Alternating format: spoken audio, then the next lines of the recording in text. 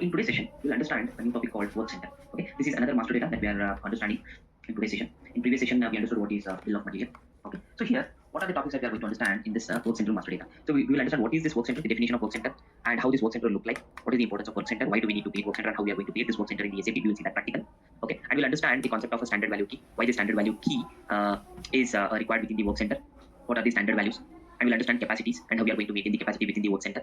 We'll understand the pooled capacity and reference capacity concept and how these two pooled as well as reference capacity link to our capacities within the work center. We'll see that, and then we'll understand the integration with costing, work center integrated with costing, PP model getting integrated with the FICO model. We'll see that, and then finally we'll understand the work center reporting, some general reporting related to the work center.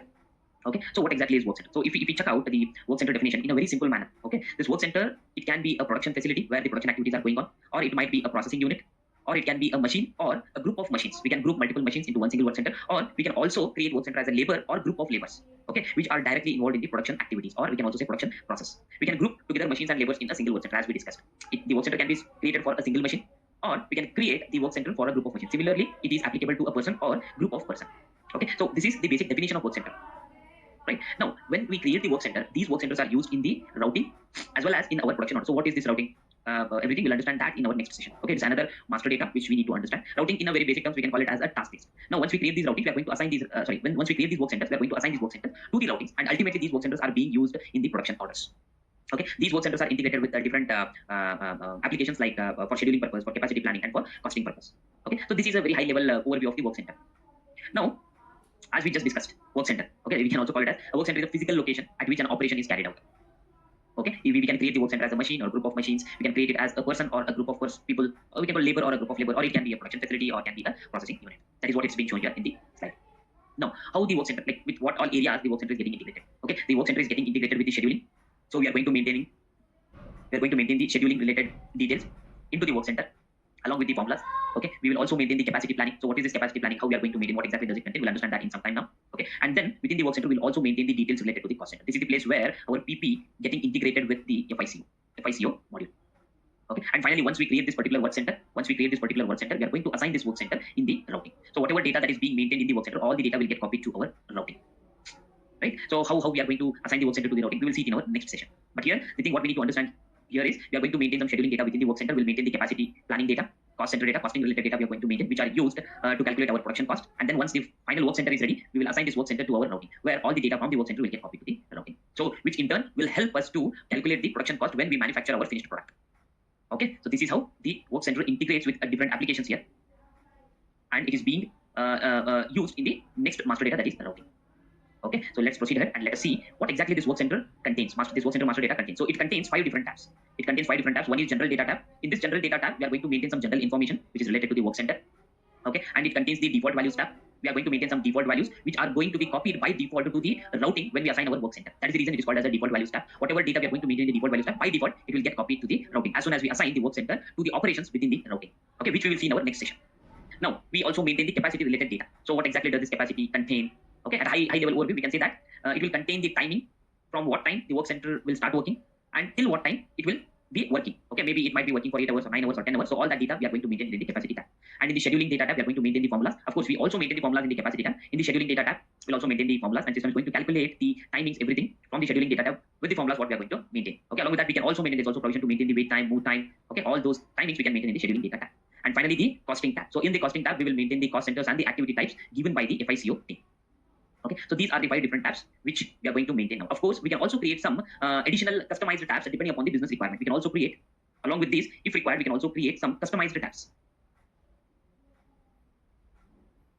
Depending on business requirement. From the configuration, we can configure some additional tabs over here, depending on business. Okay, so let's go ahead and let's start creating the work center in the SAP. So that we'll get clear understanding about all these different tabs and what data we are going to maintain within the work center. Okay, so let's jump into the SAP and let's start creating. Okay, so before that, we'll just understand what are the transaction codes that are required to create the work center. Okay, to create the work center, the transaction code required is CR01. Okay, to create work center, CR02 for changing purpose. Once after creating the work center, if there are any new changes, if any changes we need to make to the work center, then we'll be using the transaction code CR02, and CR03, the code is used for display purpose, where you cannot edit any of the data within the work center. Okay, so these are the transaction codes. Let me take a screenshot of this.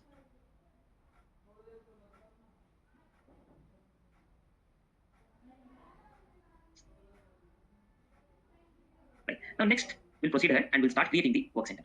Okay, we can directly enter the transaction code in this transaction box, or we can navigate through this navigation bar. So go to logistics, we will go to production, go to master data, and here there is a folder for work centers. Go to work center here, and the transaction code here is CR01 for creation, CR02 is for changing, and CR03 is for display purpose. So click on CR01. We are going to create work centers. Okay, so what are we manufacturing? We are manufacturing Pepsi 1 liter bottle, right? So our finished product is Pepsi 1 liter bottle. So what are the work centers or machines that we require during our manufacturing process? So those machines, I'll be creating them as a work center. Okay, so I'll be using plant 0001. Okay, I'll be using this plant 0001. In this plant, we are creating our work center. So the first work center I'll be creating as bottle, or let me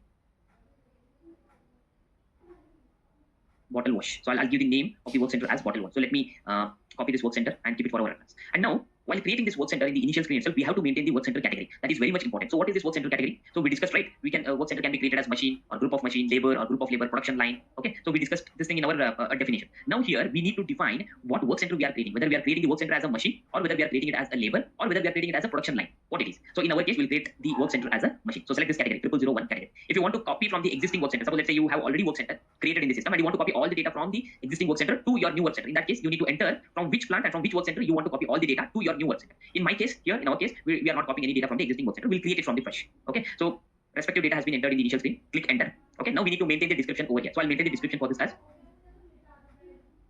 bottle washing machine. Okay, that is the description of my work center. Now, who is the person responsible for this work center? Let's say in this particular plant, they have created only 2 responsible person. Okay, so how to configure these things? We will be understanding it in a separate session, in a configuration session. But for understanding purpose, at a high level overview, we can say that person responsible can be created from the configuration in ESP RO. Okay, I'll be using A as of now. This is the responsible person, and where this particular work center is located. So I'll be selecting this location as of now. There's only one location that is available. Even this location can also be created in case if any new locations are needed. This can also be created from the configuration itself. Okay, so I'll be selecting the available location over here, and usage. The most important part is usage. Where you want to use this particular work center. Here, if you click on this option, F4 option, you will get a list of different usages. That means whether you want to use this work center in the routing, whether you want to use this work center in the networks, whether you want to use this work center in the inspection plan, or you want to use this work center in all the task list types. So here, basically, whatever the options that are available here, in common terms, these are all called as a task list. They are called with different names according to the usage, where they are exactly used. Okay, this particular routing is used in PP module in a discrete industry, so the name has been given as a routing. Okay, and there will be a master recipe over here. Inspection plan. So this inspection plan is being used in the quality management. Maintenance task list means these are used in the plant maintenance module. Okay, and here master recipe is here. So this is also used in the PP module, but in the process industries. Okay, so where exactly you want to use this particular work center? So let's say I want to use this work center in all the task list types. Okay, so if you want to do that, you need to maintain this value 009. So in whichever task list, suppose let's say tomorrow you are working with the maintenance task list and you want to use the same work center. Okay, if you maintain 009, then system will allow you to use this work center in the maintenance task list. Maintenance task lists. Okay, suppose if you want to use this work center only in the routings. Okay, then you need to maintain the usage as 001. So in our case, I'll maintain the usage as 009 because I want to use this work center in all the task list types. Of course, I'll not be using all the task list types, but for our understanding purpose, I'll maintain it as 009. Okay, now click enter. Now system is asking me to enter the standard value key. So now we need to understand what is the standard value key. Okay, that is what we'll be dealing with now. Okay, before that, let me clear it out. Okay, standard value key. What exactly is this? So basically, the standard value key represents the time that needs to be measured when the work center is used in any of the task lists, depending on what usage you're going to define in the work center. Okay, for example, you want to measure the machine time, you want to measure the labor time, you want to measure the setup time. Suppose if your work center is a machine, let's say that your work center is a machine. So before starting that machine, what you will do, you have to make some basic setup, right? You have to make some general settings or a basic setup, right? So there will be certain time which is going to be consumed while setting up of that machine. So that is called as a setup time. Or yeah, and what is that labor time? Labor time is a person who is actually working on that machine. How much time he is going to consume or how much time he is going to spend on that machine while working. So if you want to measure that time, so we will be using the labor time. Suppose let's say how many hours your machine is going to work. I want to measure my machine working time. So in that case, we are going to define the machine time as one of the parameters. In the similar manner, if you want to measure water, suppose let's say in your company while manufacturing your finished product, okay, so you will be using a lot of water for cooling purpose. You want to measure the amount of water that is going to be consumed every day. Suppose let's say you want to measure the electricity. You want to measure the electricity. So during your manufacturing of finished product, your manufacturing process consumes a lot of electricity and you want to measure it, how much it's going to consume every day. So if you want to measure electricity, water, then you need to create this water and electricity as one of the parameters, and you are going to assign these parameters to your standard value key, and then you will assign the standard value key to your work center. Okay, so this standard value key can be created in ESP-RO, nothing but in the configuration. Of course, we'll be seeing this configuration later, but for our understanding purpose, quickly we'll go to the configuration and we will see how many parameters we can maintain in the standard value key and where we are going to define these parameters. So the first step, what we are going to do here is, first we need to define what parameters we need to measure. What parameters we need to measure, and assigning the parameters to the standard value key. Okay, so these two activities we need to do before assigning the standard value key to our work center. Okay, hope the standard value key is clear. So what basically in a very common terms, if we need to say is whatever parameters we want to measure with respect to our work center while manufacturing activity, so those parameters we have to define it within the work center using this standard value key, and this standard value key is configured in the SPRO. Okay, so let's go back to SAP and let's assign one of the standard value key to the work center, and then we'll go to the configuration to understand where we are going to define the parameters and assigning those parameters to the standard value key.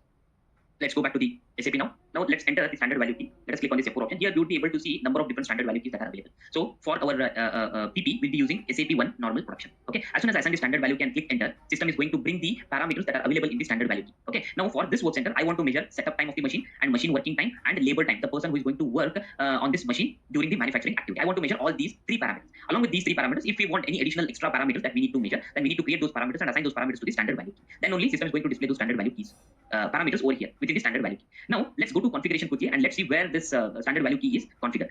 So I'm going to the configuration, SPRO, go to SAP reference IMG. Now let's go to the production path, basic data path, work center, general data. Here we have a path for standard value. Let's go here. So in the standard value, we have two options within the standard value. First, define parameters and assign those parameters to the standard value key. So let's go to the define standard value key option. Go here. So which standard value key we are using? We are using SAP1. So select this, click on the details. Now we will be able to see only three parameters. Okay, one is setup, machine, and the third one is the labor, what we saw in our work center screen. So these three parameters are coming from this configuration.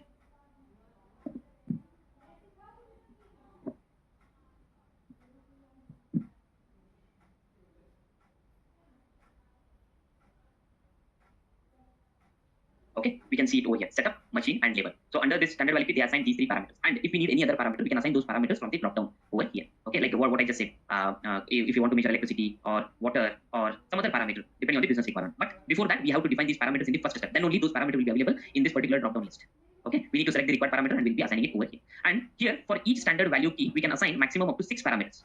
Okay, we cannot assign more than 6 parameters. We can assign maximum up to 6 parameters for each standard value key. Okay, now where these parameters are defined, if we go back in the first step, define parameters. So here we will be defining the parameters as required by the company. Accordingly, those parameters will be displayed in the standard value key. So from there, we can assign those parameters to standard value key. And once we assign the standard value key to our work center, automatically all the standard value keys will be parameters will be displayed within the standard value key here. So what we'll do while creating a work center, we'll assign the standard value key. While creating the work center, we will assign a standard value key. From the standard value key, the different parameters, whatever they are maintained in the configuration, everything will be applied within the work center. We can see all those parameters. And whenever we assign this work center to the routing, automatically all the standard value keys will get copied to the routings operation. So how they are going to get copied to the routings operation, we will see it in tomorrow's session when we understand the routing topic. Okay, so basically the standard value keys will get copied to the operations of the routing as soon as we assign the work center to the routing. Okay, so let's go back to the configuration. Hope it's working now. Yeah, here we can see there are around 41 parameters that are already created in the system. If you want to see the details of any of the parameter, okay, so let's select one of the parameter and go to the details. System will show the details of the parameter. If you want to create a new parameter, there is option here to create a new parameter, or we can also create new parameter by copying the existing details of the parameter into our new parameter using copy as function. Okay, in case if we don't need any of the parameters, if you want them to remove from the system, of course we can select and we can delete it. Okay, here while creating any new parameters, we need to maintain some basic details here. What is the unit of measurement, dimension, its time, and its respective description, short keyword, everything we need to maintain while creating a new parameter. Okay, so these parameters we can assign in the standard value key through this configuration path. Hope this is clear, right? Standard value key. Now let's move ahead and let us understand what do we mean by these default values in the work center. Okay, so I'll go back to our work center now. Okay, scroll up. So here we can see, right? We discussed there will be different tabs within the work center. Basic data tab, default values tab, capacities tab, scheduling tab, costing tab. So this is what we discussed in our fourth slide here. So, yeah, sixth slide. So now we are maintaining the relevant data within each tab. So first we understood general data tab and we maintained some important and relevant details. Okay, we maintain relevant details within the general data tab. Now we will go to the default values tab and we'll maintain the relevant data. Okay, relevant and mandatory data. So click on the default values tab here.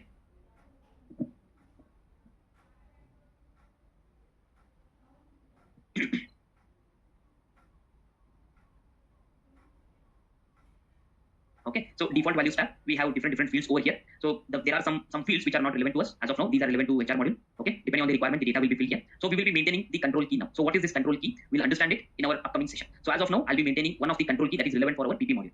Okay, so I'll scroll down. Okay, I'll maintain this control key, PP01. So what is this control key? What is the use of this control key? We'll understand it in our future session. And even the standard text key, we'll understand it in our next upcoming session. So whereas the other fields over here, not relevant to us as of now, these will be HR related fields. Okay, so we'll keep them blank, not necessary. And here, what is the unit of measurement? How we want to measure these parameters? I want to measure it in hours. Okay, I'll directly maintain the unit of measurement as HR here. Okay, if we don't know the unit of measurement, of course we can select it from this F4 option. System is going to bring up all the unit of measurement, and from that list we can select the relevant unit of measurement. So click enter. Now whatever values we are going to maintain here, so all these values by default will be copied to our routing. Okay, these will be copied to our routing by default. Okay, so in the next tab, what we need to understand is the capacity tab. Okay, we understood standard value key, we understood default values tab. So what data we are going to maintain, why it is called as default value tab. Okay, so the next one we need to understand is the capacity. So what exactly is this capacity? Okay, so let's discuss a little bit on this capacity, and then we'll maintain the data within the capacity. So capacity of work center means we are going to maintain the timing. So when that particular machine is going to start working on the particular day, and when it is going to stop on the particular day, and within the working hours, how much time it is going to take rest, how much time it's going to take a length of break within its working hours on that particular day. Okay, and in case if we are grouping multiple machines into the work center, then we have to maintain how many machines we are clubbing within this capacity data tab. So these are the general data what we are going to maintain within the capacity tab. So basically it contains when it is going to start, till what time it is going to work on that particular day, and how much length of break. Okay, how much time it's going to take rest, or we can even call it as a break. And whether this work center, whatever we are going to create, it is going to be created for a single machine or group of machine, or even we might be creating it for a labor or a group of labor. And we'll be maintaining some general description for this particular capacity as well. And we need to maintain what is the unit of measurement, how we are going to measure its working time, whether we are going to measure it in days, whether we are going to measure it in minutes, we are going to measure it in hours. So what how we are going to measure it. So like this, what is the unit of measurement, when it is going to start, when it is going to stop on that particular day, what is the length of break it is going to take, and per day how many hours it is going to work. So this operating time will automatically get calculated when we maintain the start time and finish time along with the length of breaks here. And here we will be maintaining whether this work center is going to be created for a single machine or group of machine, and per day how much percentage you are going to utilize this machine, whether you are going to utilize it for 100% or you might be utilizing it only 70%. Depending on that, system is going to calculate this capacity over here. Okay, now we will maintain this thing in our capacity tab. And also we'll be maintaining the factory calendar. We already understood what is this factory calendar, how to create this factory calendar, how we are going to define the holidays in our very beginning session. Okay, according to this factory calendar, system is going to identify which are the working days and what are the public holidays and what are the weekly holidays. So everything will be determined using this factory calendar. Okay, now let's go to SAP and let's start maintaining this capacity in the SAP. So I'm going back to SAP now. Okay, so let's go to the capacity tab. Now here we need to maintain the capacity category. So what is our capacity category? Click on this F4 option. Now we are creating this capacity for the machine. This work center, we are creating it as a machine, right? Now the capacity category will be 001. So select capacity category and click enter. As soon as we click enter, system is going to take us to the capacity. Here at the heading you can see create work center capacity header. This is nothing but the capacity header screen. Okay, now we will maintain some basic details here. So I'll be maintaining the same description as we maintain for our work center description. Okay, and capacity planner. Here you will be able to maintain the capacity planner accordingly. Now, what is this capacity planner, or even we can call it as a capacity responsible person? If you click on this option, you will be able to get different capacity planner groups which are already created in the system. As of now, there are only 2 capacity planner groups that are available. So I'll be selecting one of the capacity planner groups. So what exactly is this capacity planner group? So it is actually very, very important to assign this capacity planner group or capacity responsible to the work center capacity header. Okay, so why it is important? This capacity planner group or a responsible person or a responsible group, I can say, can be used as one of the evaluation criteria in the later stages whenever it is required. So that is the reason we need to define this capacity responsible phase. Okay, now next thing we need to define the factory calendar. Depending on which factory calendar we are working, whether it's an Indian calendar or German calendar or some other country, US calendar or Canadian calendar. So what kind of, based on which country calendar we are working, our machine is working. Suppose let's say I'll be using this one as of now. Okay, and unit of measure, I'll be measuring it in hours. And start, my machine is going to start in the morning. Okay, it will start from 9 o'clock. It start working from 9 o'clock and it will work till 6 o'clock in the evening. So during this whole span of work on that particular day, how much length of break it is going to take? Suppose let's say it's going to take 1 hour break. That means, let's say a person is working from 9 o'clock till 6 o'clock in the evening. Okay, and he'll be taking rest for in between for his lunch. Okay, maybe 2 times 30 minutes for lunch and 15 minutes for morning tea break and another 15 minutes for evening tea break. So everything including, let's say he's going to take 1 hour break from 9 to 18. From 9 to 6 o'clock in the evening, he'll be taking total of 1 hour of break. Okay, and capacity of utilization, we are going to utilize 100% of this machine on that particular day. And number of capacities, let's say only 1 machine or 1 labor, in case if you are creating work center as a labor. So this work center is being created for only 1 machine. As soon as we enter this data and click enter, system is going to calculate the operating time and the capacity over here. Now it is actually processing in the backend. Okay, so again let me go back into the capacity category. So double click on this.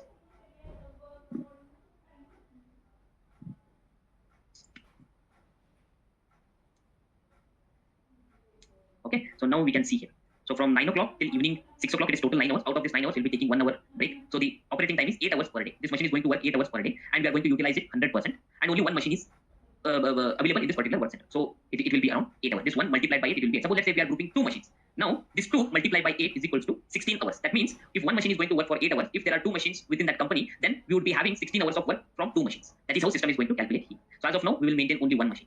Okay, so it will be 8 hours. Suppose if you want your machine to work a little bit of extra time, then we can also maintain the overload percentage. How much percentage extra or how much percentage there will be an overload on the machine over here. And if we want to maintain a long-term planning indicator, okay, and if it is relevant for finance scheduling, depending on the requirement for planning, so we'll be maintaining these checkboxes accordingly. Okay, as of now, I'll maintain overload as blank, so we are not maintaining any overload over here. And these are the required details what we need to maintain within the capacity header tab. Suppose let's say, so let us consider that this is the normal working time. Okay, from 9 to 6 o'clock. Suppose there is a demand or there is a requirement which has come from the customer to the company saying that they need so much of finished products within a specific period of time. So what company will do? They will come to know that in order to satisfy customer demand, we have to work a little bit more. For 1 month, we have to work extra 2 hours. So in that case, what we have to do? There is an option to define that particular slot timing, extra 2 hours for that particular month only. We can change the timings with the help of this intervals and shift. So if you click on this interval and shift over here, system will give an option to change our timings for a certain period of time. Okay, now here I want to insert interval. So click on the insert interval. Now from, let's say from August 1st, from today is 28th, right? So let's say I'll just maintain only 3 days over here. From 29, okay, from 29 till 31, Saturday and Sunday. Let's see if these are working days. Enter. Okay, Saturday and Sunday. Okay, 29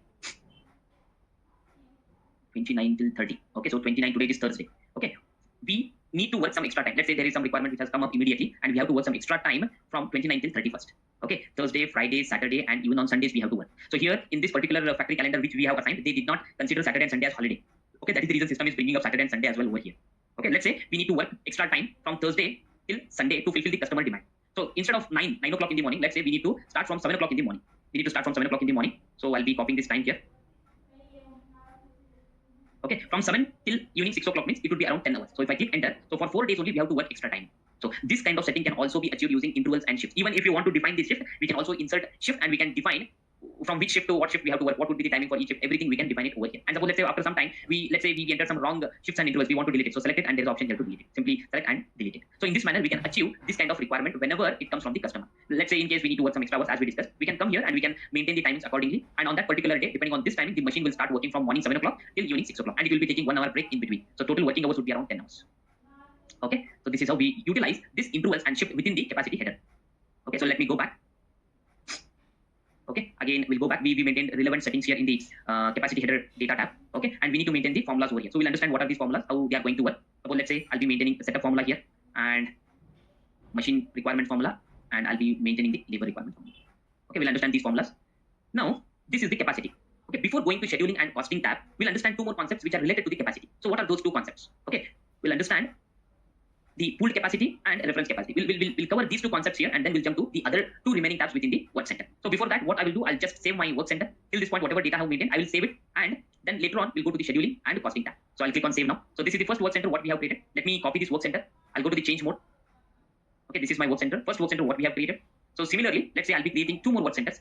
This is my first work center. Okay, now before proceeding ahead, I'll create 2 more work centers.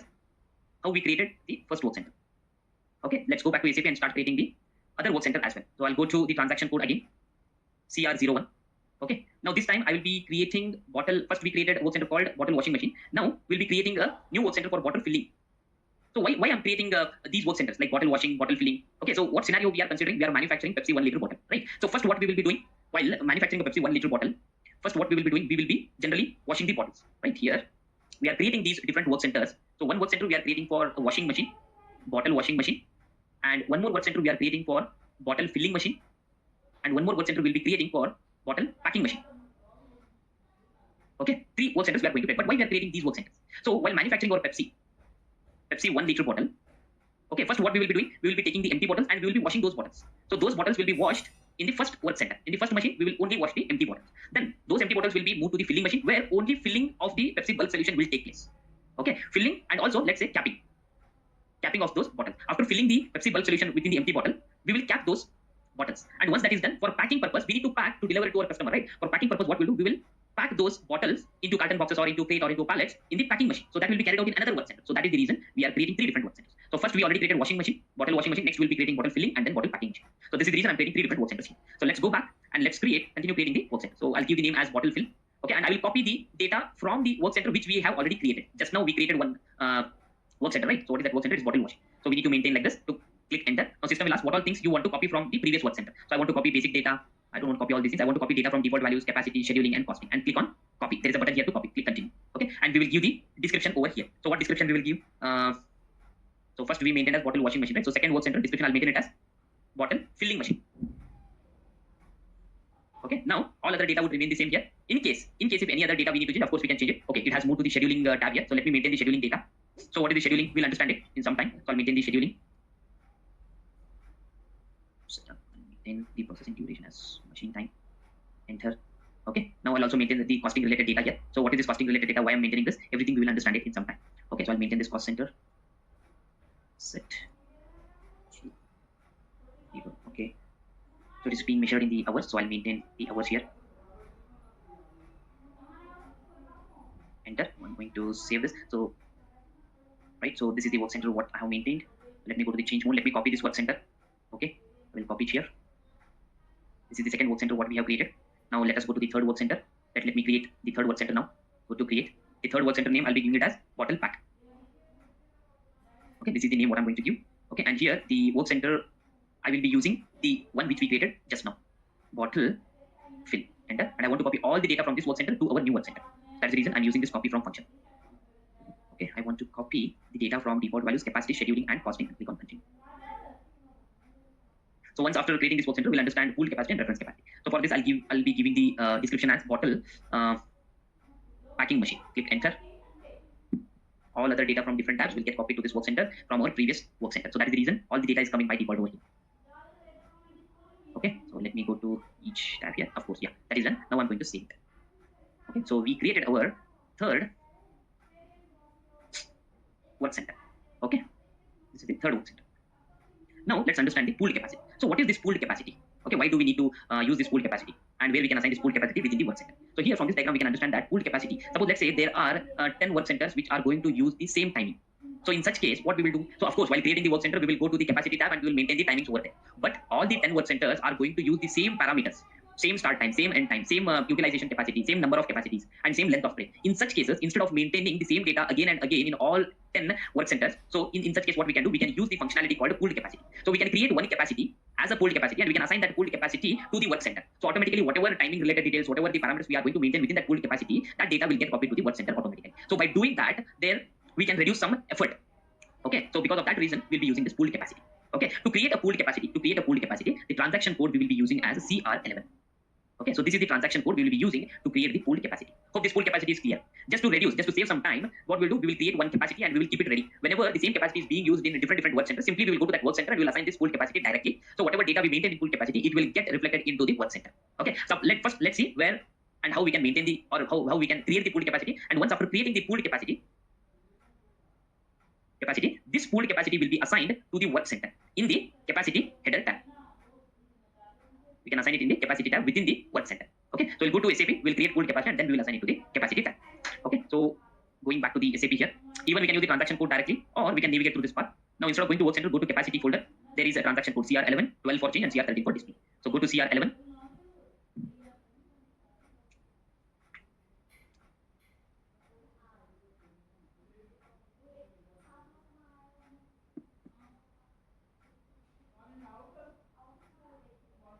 Okay, we will be creating pooled capacity in plant 0001. We'll give the name for this capacity.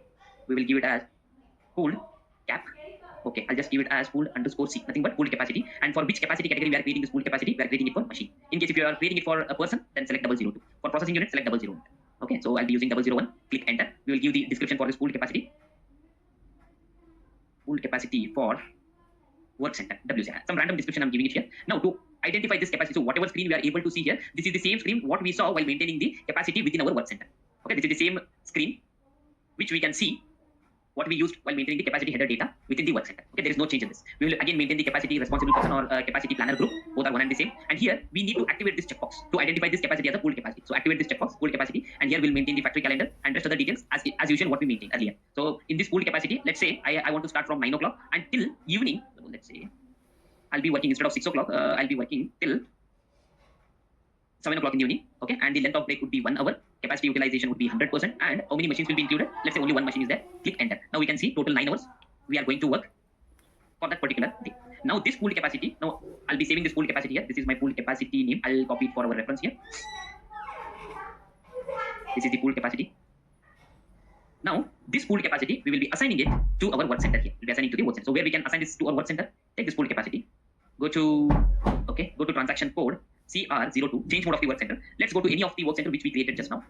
Okay, go to capacities tab, and here you can see the pooled capacity field over here. So we can assign the pooled capacity in this particular field. As of now, it is grayed out. Because why it is grayed out? Because we already assigned the details in the capacity header tab. So that is the reason it is grayed out. Suppose if you want to assign it to one more category, come down. How you can assign it means create a category here. Okay, now here for which category we are getting, suppose let's say I'll be creating it for any one of the categories, let's say I'll be taking 001, and here you can directly maintain the pooled capacity, or you can select it from this particular drop down option.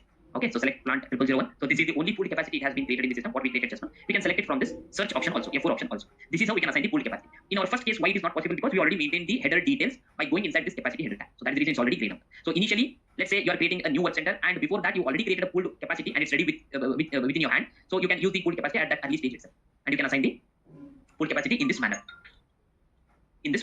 Okay, now once you assign the pool capacity, whatever the details, start time, end time, length of breaks, number of capacities, factory calendar, unit of measurement, what we maintain in pool capacity, that will be applied, or that data will get copied to the capacities of this particular work center. No need to go again inside capacity and maintain the details again. Okay, so that is the use of this pool capacity. So as of now, not going to maintain any pool capacity.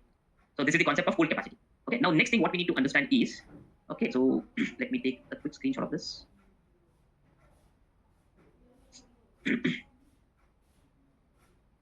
For our reference, we'll just maintain all these things. So what we have discussed so far. Okay, so now next concept what we need to understand is reference capacity. So what is this reference capacity? So this concept is also similar to the pooled capacity, but we are going to assign this reference capacity in a different page, okay, in a different screen altogether. And whatever data we are going to maintain within this reference capacity, again, all the data will get copied to the work center capacity tab. So what is this reference capacity? Reference capacity means again we are going to maintain the start date, start time, end time, all those stuff within this capacity, and we'll assign this capacity to the work center, but in a different screen. So what is the use of this reference capacity? We'll understand that. Suppose let's say we have 10 different or 10 similar type of work centers. Okay, all the work centers will start at the same time and will stop at the same time, and they will be taking the same length of breaks. So in that case, what we will do, we will also use the reference capacity.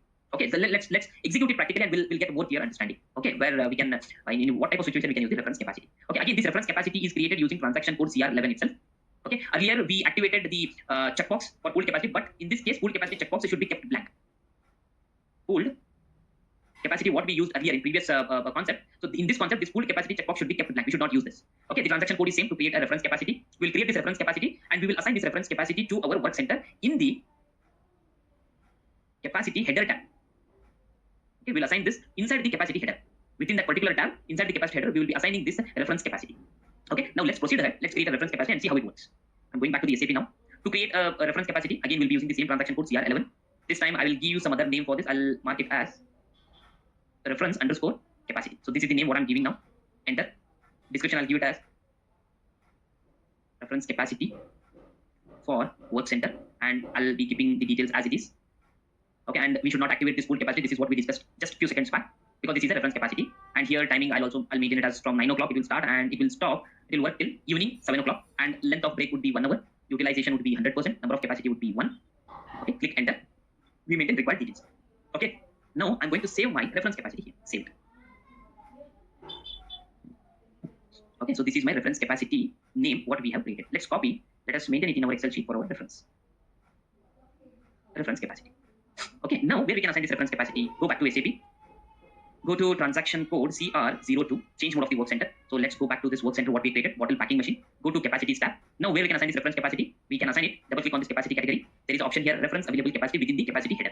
Okay, so click on this reference available capacity. So as of now, there is no reference capacity assigned. So that is the reason this particular time, length of break, capacity utilization, number of capacities, all are in editable mode. In case if I want, I can change it. But if I try to pull the parameters from the reference capacity, then all these fields will be grayed out and we cannot make any changes over here, because all these details will be coming from reference capacity. So these details are not filled directly. As of now, these are filled directly. But now I want to pull the details of start time, end time, all other parameter details directly from the reference capacity. Okay, so click on the reference available capacity. If you know the capacity name, you can maintain it over here, or we can also take it from this option, reference capacity for work center. So select this, click on continue. Now, the details what we maintain in the reference capacity, that is reflecting over here. Earlier it was 8 hours, operating time was 8 hours, and it was in the editable mode. Now it is not in the editable mode. Even if I want to change it, I'm not able to change. System will not allow me to change all these details, because all these details are getting pulled from the reference capacity. Hope you got the difference between pooled capacity and reference capacity now. Okay, now what I will do, I'll again assign the reference capacity to remaining 2 work centers. Okay, and then we will see one more significance of this reference capacity. Now I'm going to save the data. What is the other 2 work centers we have created? Bottle washing. So go to capacities, go to capacity category here, go to reference capacity. Here we can see, right? So it is operating hours is 8 hours. All these things are editable. As soon as I enter the reference capacity here, everything will change. Reference capacity continue. It went into non-editable mode, and operating time got changed to 9 hours, which we maintain in the reference capacity. Okay, now I'm going to save this work center, and same activity I'll be doing it for the another work center. What is the third work center? It was bottle washing, packing, filling. Right. So go to capacities, double click on the capacity category, go to reference capacity. I'll be maintaining the reference capacity here. Enter. Now data got pulled from the reference capacity. I'm going to save it. Okay. Now let's say in future. Okay, as of now, how much time we are working here? According to the reference capacity, we are working totally. We will start working from 9 a.m. in the morning till 7 p.m. in the evening. So total how many hours? 10 hours. Out of this 10 hours, we are taking 1 hour as a break. Okay, so total operating time is 9 hours. This is our actual operating time. Okay, now after some time, the company has decided that they have to reduce 1 hour of work. Okay, so what they will do, they will start at 9 o'clock in the morning and they will end their work at 6 p.m. in the evening. So along with 1 hour break. Along with 1 hour break, and total operating or operation hours would be 8 hours. So in that case, what they will do, instead of changing the timings in each and every work center one by one, instead of doing that, what they will do, they will change the time directly in the reference capacity. Okay, they will change the timing, this particular timing in reference capacity. Automatically, wherever this particular reference capacity used in whichever work centers, all the work center timing will get updated according to this reference capacity. Now let's see that. Okay, so for the first work center, what was there? Okay, so now as of now, in all the work center, the timing is 9 hours. Correct? Let's cross verify that once. Let's take any one of the work center which we have created and let us cross verify what is the operating hours. See, it is 9 hours. From 9 to 19 hours. So total operating hours would be 9, including one length of 1 hour of break. Now, if we modify the timings in the reference capacity, wherever the reference capacity is assigned to whichever work center, automatically the timing will get updated. Okay, so let me do that. I'll go to the reference capacity what we created, CR12, change mode of the reference capacity. Okay, I'll just remove these things. Enter. Now I'll change the timing here from 19 to 18, back to normal, and it will become 8 hours. Now it has become 8 hours, and I'm going to save my reference capacity. So as soon as reference capacity is saved, wherever this reference capacity is assigned to whichever work center, or in all those work centers, timing will get updated. So let's cross verify it now. Go to CR02. Let me take any one of the work center which we have created. Go to capacity tab, because in all the 3 work centers we have assigned this reference capacity. Go here. See, automatically the timing has been modified. Of course, start time was 9 o'clock, but end time got modified from 19 hours to 18 hours. That means from 7 p.m. to 6 p.m. So operating time got reduced from 9 hours to 8 hours. So this is the use of this particular reference capacity. Okay, so hope we understood the concept of reference capacity as well as the pooled capacity. Okay, now let's proceed ahead and let us understand the other 2 remaining tabs within the work center. So let me go back to SAP and let's start understanding the final 2 tabs. So I'll go to CR02 again. Okay, so first we have created washing machine. So for this work center, I have not maintained the scheduling tab. Okay, so let me maintain the data in the scheduling tab. As we already discussed, capacity category means for which category of capacity we created this work center. So for machine, so select machine over here, and we'll be applying the formula over here now. Setup time, and here the machine time. So let us understand this particular formulas over here. Okay, so we need to assign these formulas here. And what is the work dimension? So the work dimension is time. Okay, what is the unit of work? It is hours. Okay, in case if we have a standard queue time, standard minimum queue time, standard queue time, all those extra timings, if we want, we can maintain it using these fields over here. Okay, as of now, I'll keep them as a blank.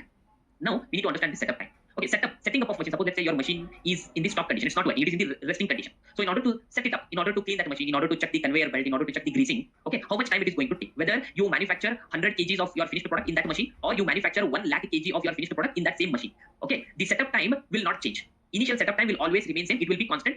Though you manufacture 1000 kg, you manufacture 10 kg, you manufacture 100 kg, that doesn't matter. Initial setup time will always remain same and it will be constant. So if you click on this I option, so here this particular formula contains only one parameter, that is nothing but setup time. Setup time means how much time or how many hours you are going to take to set up your machine. Okay, that is independent of how much quantity of finished product or semi-finished product you are going to manufacture in this machine. That is independent of the quantity. Okay, this will always remain the same. Okay, now let's understand this processing duration. So what is this processing duration? In this particular processing duration, we have this formula: machine hours multiplied by operation quantity multiplied by divided by base quantity and divided by operation splits. We'll understand all these things now. Basically, we'll understand this formula, how it works. Okay, so here I'll just note down this formula and we will check it out. Let me note it down here itself. So machine hours. Machine hours. Operating quantity. What are the other parameters here? Operation quantity, base quantity, and number of splits. So let me take base quantity here. Number of splits we'll discuss soon after this concept discussion. Base quantity. Okay, suppose now let's say to manufacture 100 kg. To manufacture 100 kg of your finished product, your machine is going to take 2 hours. Okay, now to manufacture 1000 kg, how much time your machine is going to take? So it's very simple calculation, right? 1000 multiplied by 2 hours divided by 100 kg. So we will get 20 hours. So to manufacture 1000 kg, system or machine requires 20 hours of operation. Then only it can manufacture 1000 kg. Now according to this formula, this 100 kg is a base quantity. Okay, nothing but to manufacture 100 kg, that's base quantity, system is going to take 2 hours. This is a machine operating hours. What is the operation quantity? How much we need to manufacture? We need to manufacture 1000 kg. That is nothing but our operating hours. 1000 kg. Now this is the formula which has been set up here in the SAP, what we maintain in our work center. Now we can test this formula. Okay, we'll understand this operation split now. We'll understand it while testing the formula. So in order to test the formula, scroll down. There is a button to test the formula. Click on this. We will get one separate pop-up where we can add our quantities and check whether the formula is working perfectly fine or no. Okay, so here what is the operation quantity? Our operation quantity is 1000 kg, right? So this is the unit of measurement kg. I'll directly write it down here instead of selecting from the F4 option. What is the base quantity? 100 kg. So to manufacture 100 kg, system is going to take 2 hours. To manufacture 1000 kg, how much system is going to take? So let's say to manufacture 100 kg, system is going to take 2 hours. To manufacture 1000 kg, system is going to take 20 hours, right? So how do we calculate? So I have maintained the relevant quantities in respective field, and number of split as of now I have maintained it as 1 One means, what is this number of split means? In this work center is created for a single machine. So number of split means how many machines are working to manufacture this particular quantity. Suppose let's say only one machine is working, and I'm going to click on calculator. As soon as I click on calculate, system is going to give me the time, how much time it's going to take. See, total duration, it requires 20 hours to manufacture 1000 kg, which is matching our calculation what we did here. Okay, so this is how system is going to utilize these formulas while calculating during the production.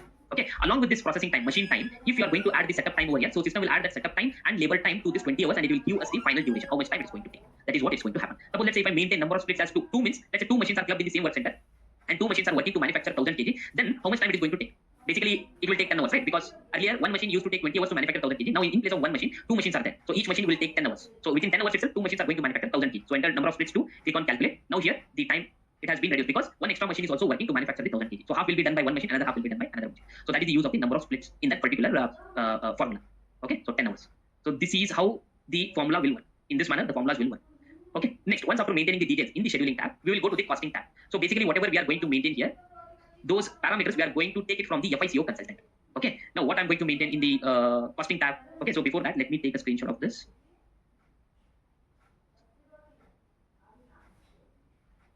This is for our reference. Okay, let me go back. So yeah, go back to PPT. Now here, work center, integration with costing. So in this particular costing tab, what we will maintain is we are going to maintain the cost center. We are going to maintain the cost center, and along with the cost center, we are going to maintain the activity types against each parameter which are coming from the standard value key, activity types. Okay, so this particular cost center and activity types will be provided by FICO consultant. So we have to sit together with FICO consultant. We need to sit with FICO consultant, and we need to give our requirement why this work center is being created, whether this work center needs a separate cost center and activity types, or are there any already created cost centers or activity types. If they are already available, the FICO consultant is going to give this cost center and activity type to us. Otherwise, we will create a new cost center and activity type, and then he will give it to us. So basically what happens, they will create a cost center and they will assign the activity types to the cost center. Okay, so they will create a cost center, they will create a new activity types, and they will create a relationship between this cost center and activity type using a transaction called KP26. In this KP26, they are going to define how much rate is going to be charged per hour. Suppose let's say one person is working on the machine. So let's say he is working for 8 hours. Okay, every hour, for 1 hour, he is going to get paid 10 rupees. Okay, so for 8 hours, how much is going to get paid? Depending on this relation, it is 8 multiplied by 10. He would be paid 80 rupees if he works 8 hours. So this relation, they are going to maintain it in KP26 transaction code. Okay, so this is how our PP work center is getting integrated with the FICO module. Okay, now let us maintain these details, and let's take one sample scenario how the costs are getting calculated. Okay, I'll go to the cost center. Now I'll maintain one of the available cost center in the system. Okay, and I'll maintain the activity types. Okay, activity type, this is the activity type for setup, and this is the activity type for machine. This is the activity type for labor. And what is the unit of measure? It is hours. We are going to measure it in hours. So I'll maintain the activity unit as hours, and formula I'll be maintaining it as 2, and these are for our setup, machine, and labor time. Okay, so these are the formulas. Once you maintain this relevant details into the costing tab, what we will do, we are going to save our work center. Okay, that completes the creation and maintaining the data within the work center. Okay, now let's understand one scenario how this can be achieved, like how the cost will be calculated. So before that, I'll just take one screenshot of this.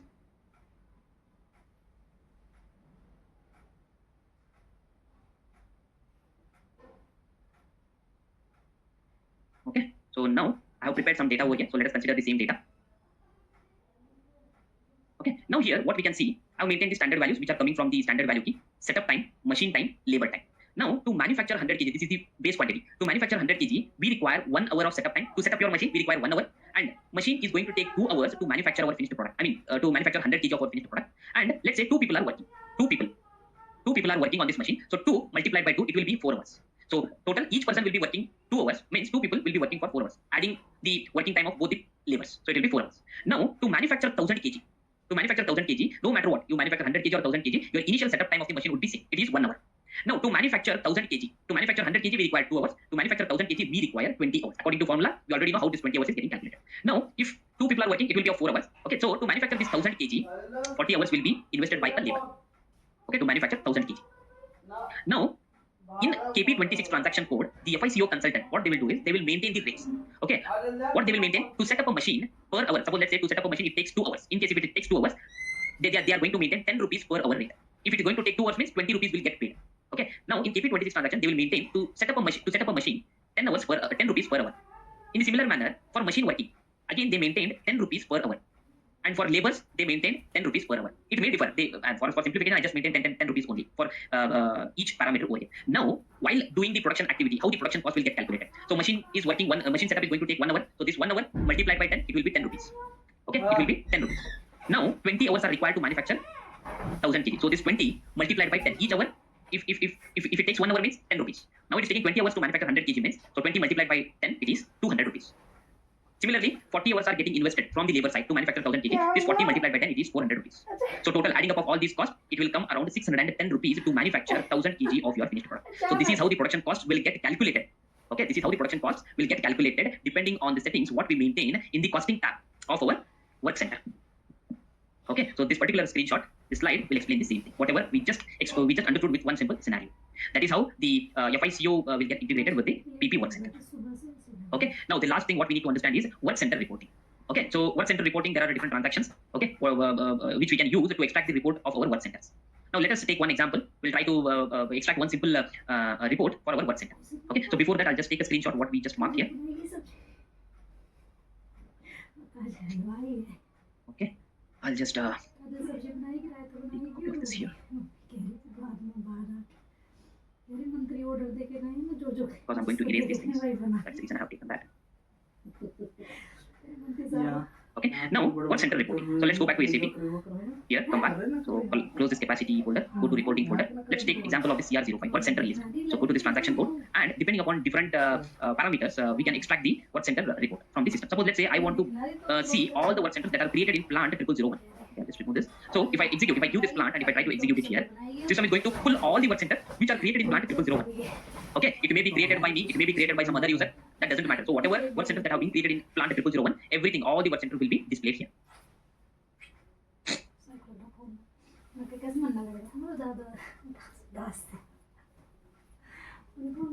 So it's processing in the backend. Let's wait for a couple of seconds. That gives the result of this report.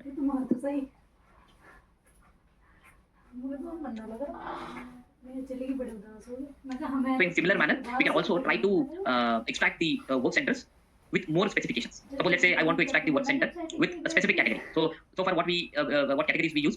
We use 0001, right? So let's see. Here we can see, right? For this plant 0001, there are only 4 work centers which are created so far.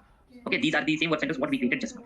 Now, if you want to specify with other parameters as well, we can give the other parameters in a similar fashion, a similar manner what we used just now. Okay, so now instead of plant, let's say I want to fetch all the work centers which are created with this category 0001. Then remove the plant from the field and just enter the category over here. Remove this plant. Or we can also extract that from this plant, I want to see all the work centers with category 0001. With these two parameters, system will search and it will display the report. Of course, there are only 4 work centers which are created, that too with 0001 in this particular plant.